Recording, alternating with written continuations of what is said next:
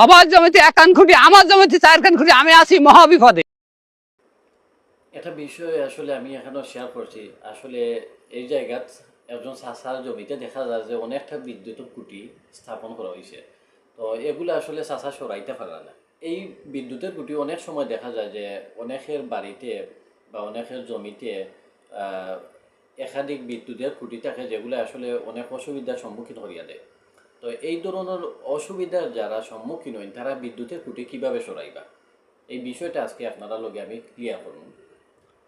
তো দেখুন, যদি এরকম আসলে কেউরুর বিদ্যুতের খুঁটিয়ে অসুবিধা করিয়া থাকে, তাইলে সংশ্লিষ্ট যে বিদ্যুতের যে অফিস আছে এই বিদ্যুতের অফিসে যাইবা, গ্যাস সেখানে বিদ্যুতের খুঁটি সরাইতে আবেদন করা লাগবো। আর এই আবেদনের সাথে কিন্তু অবশ্যই টাকা লাগবে। তবে যত টাকা আবেদন ফি লাগে, নির্দিষ্ট আবেদন ফির পরিশোধের মাধ্যমে কিন্তু আপনারা আবেদন করিয়া আইতে পারেন।